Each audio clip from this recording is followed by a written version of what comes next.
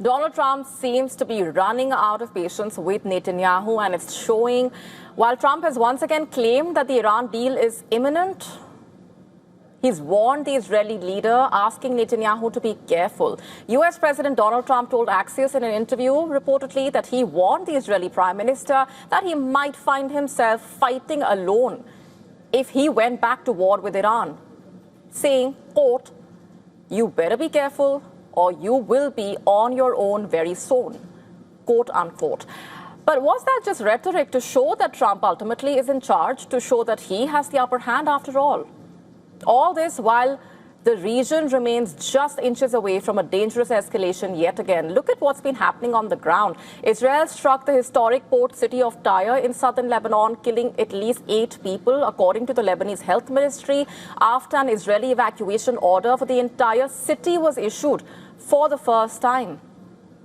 The equation between Trump and Netanyahu is complicated, to say the least. The extent to which the relationship is conflicted has been exposed time and again. On Sunday, Trump even felt the need to insist that he is the one calling the shots, days after details had emerged about his heated call with Netanyahu, where Trump did not hold back, telling Netanyahu, quote, "Everybody hates you now," quote unquote. And all this friction continues to add strain to the precarious situation in West Asia.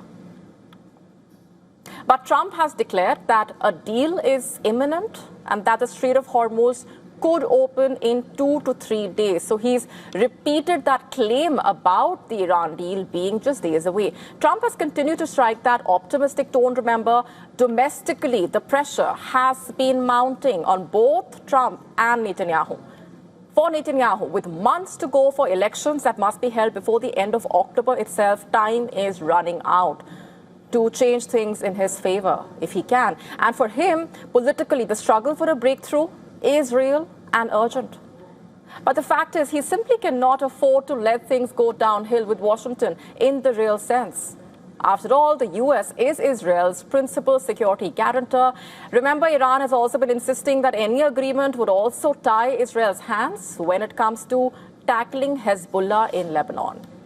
So for Netanyahu, as far as his political survival and concerns are there, his best option might be that the peace talks are not successful.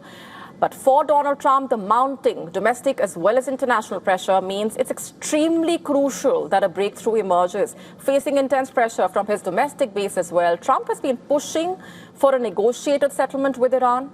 The war with Iran remains unpopular in the United States. A wider conflict reignited by the Israeli actions, if at all, could prove politically damaging for Trump and the Republican Party. Securing a deal remains a key priority for the U.S. president. In fact, Vice President J.D. Vance's latest comments underscoring that position as well. Vance said, reportedly, the emerging peace agreement between Washington and Tehran would be a major victory for the American people, whether or not Israel approved of it. In an interview with Fox News, Vance reportedly acknowledged that while the U.S. and Israel share many common interests, there are also areas where their priorities diverge. And as Trump sounds optimistic about arriving at a deal, will that happen? And can the Hormuz crisis actually end in days? The region remains on tenterhooks till definitive answers emerge. To stay up to speed with the latest news, download the WION app and subscribe to our YouTube channel.